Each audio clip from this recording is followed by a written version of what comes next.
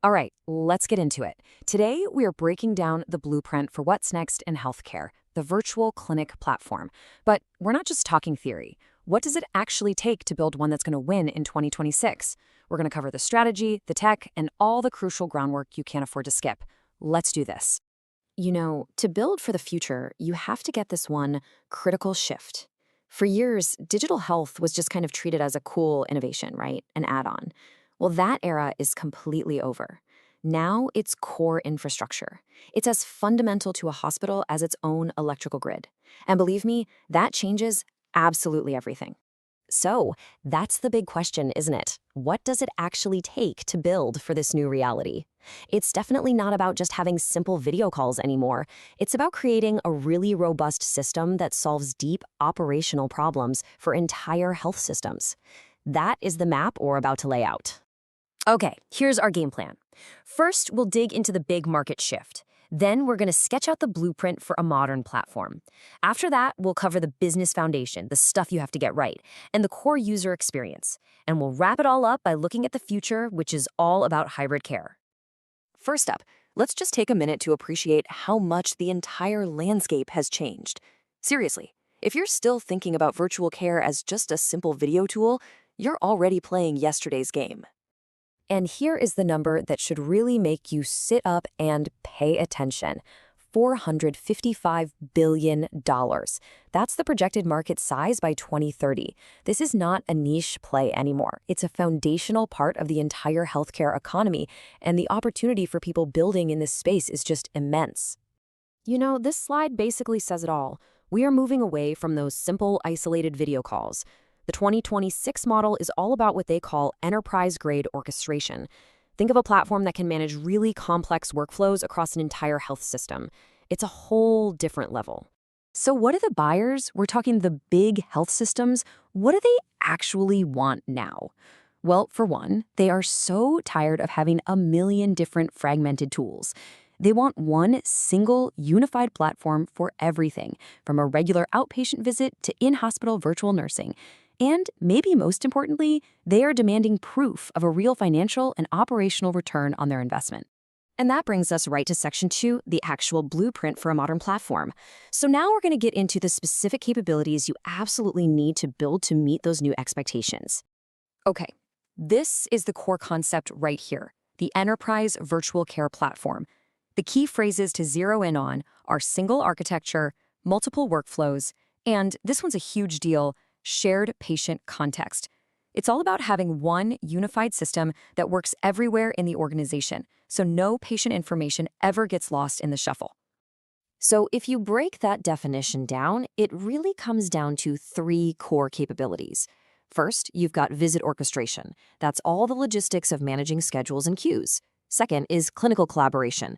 Basically, how do care teams talk to each other securely? And third, you've got analytics and governance. These are the tools that prove the platform is actually delivering a real return on investment. And this quote from the Black Book Report just nails it perfectly.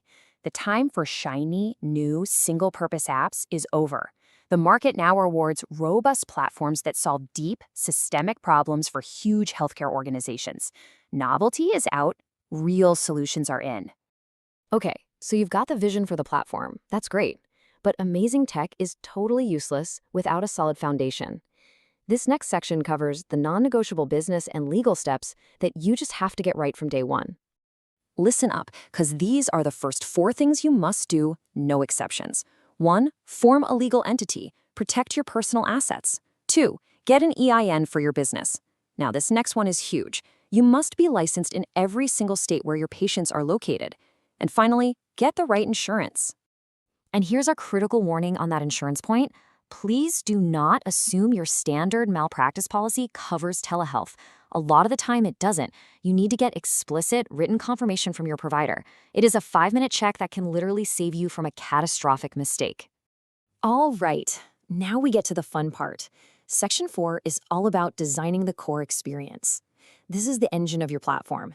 It's the features that will either make your users fall in love with it or drive them crazy. A great platform has to be brilliant for two totally different users, the patient and the clinician.